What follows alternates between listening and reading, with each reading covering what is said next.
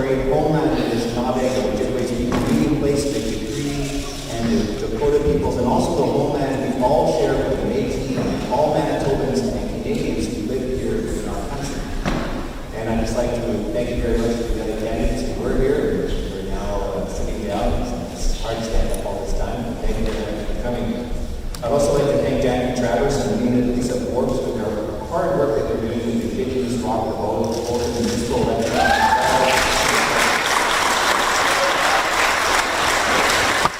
Indigenous Rock the Boat is starting to become a national organization right across this country, not only here in Winnipeg, but in Saskatchewan, in Ontario, in British Columbia, and they're starting to spread their wings and really build an organization that will start mobilizing more and more voters to become organized and express their voices.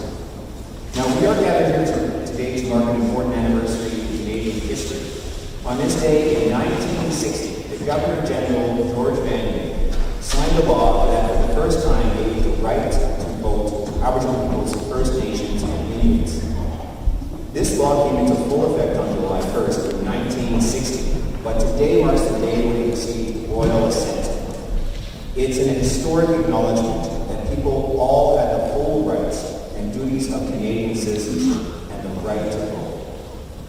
Now let us give full credit where it is due. It was a progressive conservative government of John Diefenbaker from Saskatchewan who brought in this historic change at the federal level. Diefenbaker had appointed the first Aboriginal Senator, James Gladstone, of the Blackfoot number just a few years before. Now in Gladstone's maiden speech in the Red Chamber, it was the first time an Aboriginal tongue had been heard or uttered in the Senate or in the House. And he was a senator, yet still unable to cast a vote in a federal election. Now it's important to mark this day, and some of you will be surprised or even shocked that First Nations only received the right to vote 55 years ago today. It's well within living memory, and a full 93 years after Canada was first country. Now the fight for these rights is often slow in coming. In the first election in Canada, only a tiny fraction of the population voted, mostly white male property owners. Other groups have been excluded from voting, including Indo-Canadians and Chinese. The province of Quebec only introduced full suffrage, allowing men without property to vote in the 1940s. Now Manitoba, I'm very proud to say, has a long and proud tradition of progressive politics. It was the first place in Canada where women, though not Aboriginal women, were granted the right to vote in 1916. And that's thanks to the activism of Nellie McClung, who went to be one of the famous five who, through the Persons Case, won the right of women to be recognized as persons under the law. Now, the right to vote is one of the most important rights we have. It allows for the peaceful transition of power as an alternative to violence. For no matter where you are, what political party you belong to, there are certain fundamental principles of equality and fairness that we can all agree on. We live in a society where we struggle for greater equality and fairness, but in a world that we know that is neither equal nor fair. We can all name the ways that we can be divided and honeyed by race, by gender, by language, by religion, by age, by education, by income, and by ability. But that's why the right to vote is so important. That is the genius of democracy, because at the ballot box, we are all equal. We all get one vote. It doesn't matter whether you're the billionaire who owns a large corporation, or the CEO of a large corporation, or if you're the homeless person living under a bridge. We all have one vote. We all have the same power. And not every country in the world is a democracy, and in many places that are democracies, the right to vote is being eroded. There is in Canada voting as a constitutional right, enshrined in the Charter of Rights and Freedoms. And no one should be able to take away your right to vote. And that is only something we expect to see down south. But with the Fair Elections Act that we currently have, under our current government, they have been trying to do just that, erode people's right to vote. There are too many provisions in this bill, the Fair Elections Act, to list everything that is wrong with it. In many ways, it simply legalizes many of the election offenses of which the Conservatives have been found guilty since the In and Out scandal in 2006. It reduces Elections Canada's power to act at arm's length as the independent arbiter, It gives that job to the political parties themselves. That means when it comes to cheating, parties will be allowed to make their own homework.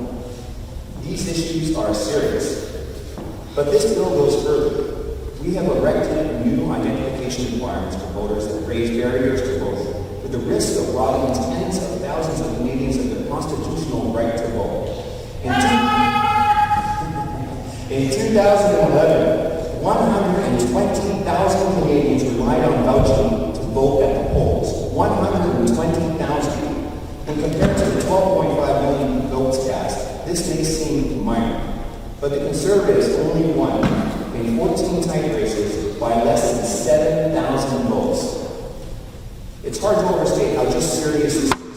While this law has been slightly amended, one former Elections Canada official said 500,000 Canadians could be prevented from voting in the next election. The people who were affected the most include low-income Canadians, seniors, young voters, and especially Aboriginal Canadians. Because even if they have identification that says conclusively who they are, it is still not enough. You need to have your address on that ID. That means you need a driver's license. If we're going to make an ID a requirement for citizenship, then the federal government should ensure that an ID for everyone allows all our fellow citizens to maintain their rights as their citizens, and that it is in place to do so.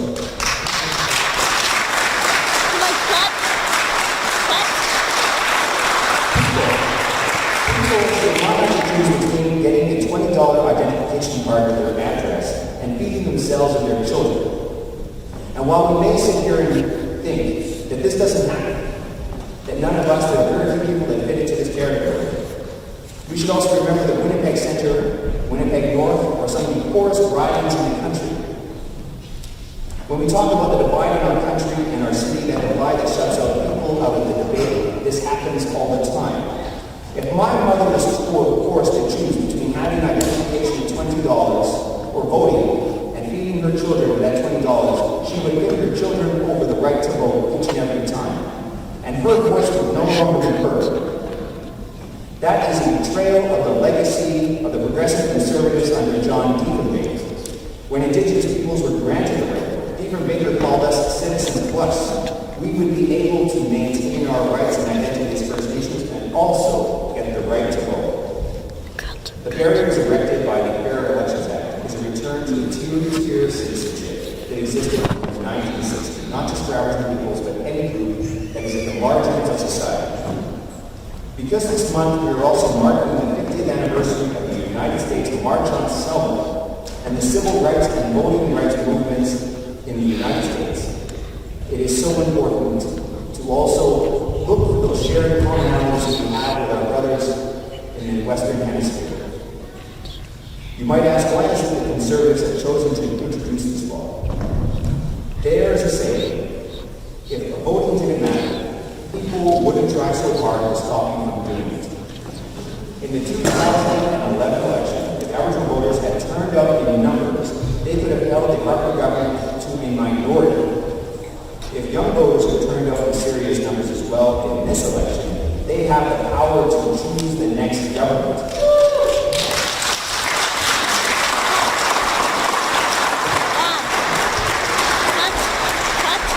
In 2011, the largest block of Canadian voters, 39%, was the group that did not vote at all. More voters stayed home than voted for the Conservatives or any other party. And that should tell you the power of voting, as long as you turn up to vote. Of all the elected issues in this election, this is one of the most important. It should not be within the power of the government to strip away the rights of free men and free women to choose their representatives in a fair and free election.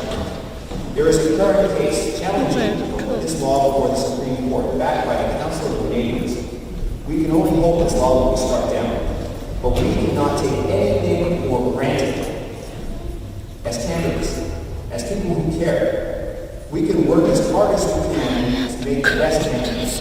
But the power and the ultimate decision is always in the hands of our fellow citizens. And your vote is incredibly important. Don't let anyone ever tell you that your vote does not count. It will. We We want you to know that you have to get ID, and we can help you confirm your address. In Winnipeg Centre, we have decided to start a campaign to register a minimum of 2,000 new voters, because we want nothing to stop you, our fellow citizens, from having the right to exercise your constitutional right to vote and choose your government. Voting is the best way to change government, and democracy is still the best way to change the world. Merci beaucoup. Thank you very much.